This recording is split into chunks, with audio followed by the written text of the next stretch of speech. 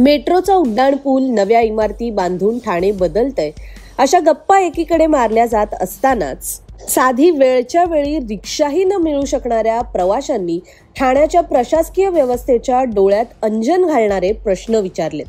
गावदेवी परिसरातून घरी परतण्यासाठी रिक्षांचा शोध घेणाऱ्या प्रवाशांचा बुधवारी रात्री ठाण्यात उद्रेक झाला आणि राजकीय तसेच प्रशासकीय व्यवस्थांना त्यांनी काही प्रश्न विचारले. रेल्वे स्थानकालगतचा गावदेवी परिसर हा कामावरून घरी परतणाऱ्या सर्व प्रवाशांसाठी, चाकरमान्यांसाठी अत्यंत महत्त्वाचा मानला जातो, कारण इथूनच शहरातील विविध ठिकाणी जाणाऱ्या रिक्षा मिळतात. मात्र बऱ्याचदा इथे रिक्षा उपलब्धच होत नाहीत आणि उपलब्ध झाल्या तरी चक्क भाडं नाकारलं जातं. त्यामुळे प्रवाशांच्या मोठ्या रांगा या गावदेवी परिसरात लागलेल्या असतात आणि याच रांगांचा असाही एक परिणाम होतो की या रांगांमुळे जे या परिसरातलं ट्रॅफिक आहे ते ट्रॅफिक सुद्धा वाढत जातं, वाहतूक कोंडी होते आणि त्याच्यामुळे लोकांच्या रांगा, गाड्यांचे हॉर्न, त्याच्यामुळे अत्यंत गोंधळाचं वातावरण संध्याकाळच्या वेळी या गावदेवी परिसरात पाहायला मिळतं. आणि हा अनुभव ठाणेकर अक्षरशः रोजच्या रोज घेत आहेत आणि त्यामुळे अक्षरशः मेटाकुटीला आलेले ठाणेकर आता प्रशासकीय आणि राजकीय व्यवस्थांना यावरती प्रश्न विचारतायत. मात्र तरीही या प्रश्नावरती ढिम्म असल्याचं चित्र सध्या ठाण्यामध्ये पाहायला मिळते. ठाणे शहरातील मुख्यतः लोकमान्य नगर, इंदिरा नगर, यशोधन नगर, सावरकर नगर या भागातील मोठ्या संख्येने जे नागरिक आहेत ते कामानिमित्त मुंबई, नवी मुंबईला रोजच्या रोज प्रवास करतात.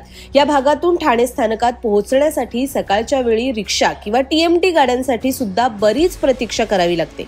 सायंकाळचा दगदगीचा रेल्वे प्रवास करून आल्यानंतर स्थानक परिसरातून घरी जाण्यासाठी रिक्षा किंवा TMTच्या गाड्याही लवकर उपलब्ध होत नाहीत. त्यामुळे प्रवाशांची खऱ्या अर्थाने परीक्षा पाहिली जाते.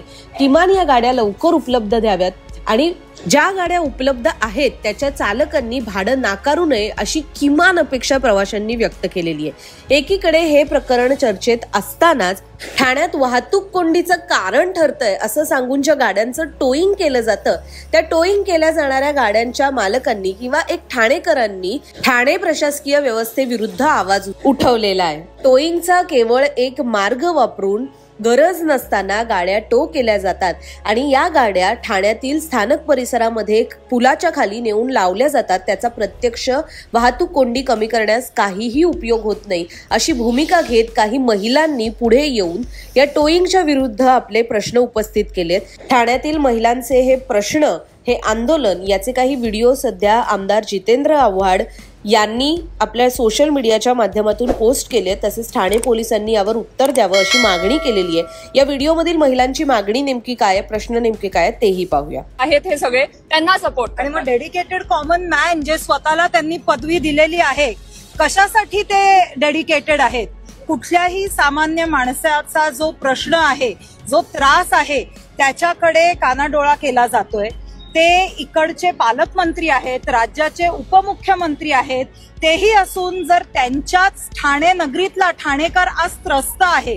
आज तर हे आंदोलन टोईंग विरोधात झालं, पण असे कित्येक इश्यूज आहेत जे ठाणेकरांना त्रास देत आहेत.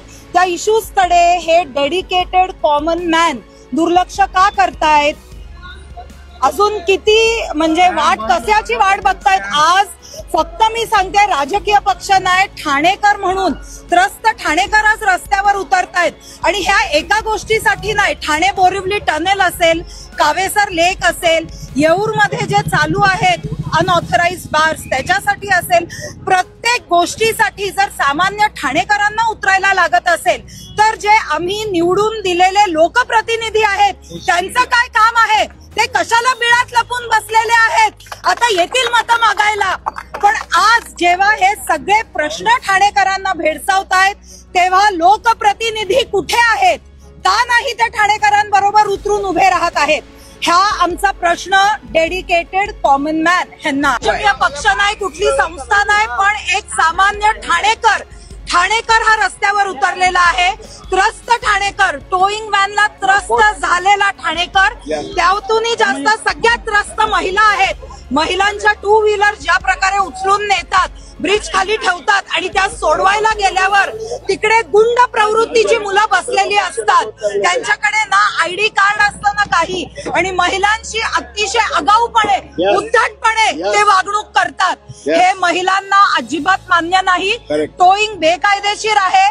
टोईंग मुळे सामान्य नागरिकांना त्रास होतोय. टोईंग केल्यामुळे कुठेही ट्रॅफिक मध्ये फरक पडत नाही आहे.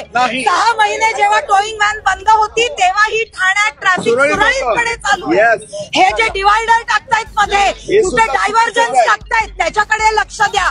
जे रिक्षात 5-5, 6-6 माणसं ट्रॅफिक पोलिसांना कामच करायचं असेल ना, आम्ही त्यांना सांगतो काय काय करा ज्यामुळे ठाण्याचा ट्रॅफिक सुरळीत होईल, पण त्यांना ते करायचं नाहीये. ज्या गोष्टीचा फक्त पैसा मिळतोय ती गोष्ट त्यांना करायची आहे, ते म्हणजे बेकायदेशीर टोईंग. बेकायदेशीर टोईंगला हा प्रत्येक ठाणेकराचा विरोध आहे. अजय जयांनी जे आंदोलन चालू केलेलं आहे ते आम्ही असंच चालू ठेवणार आणि ठाणेकर म्हणून आम्ही या आंदोलनात सामील झालेलो आहोत. महिला म्हणून मी आज इकडे आलेली आहे.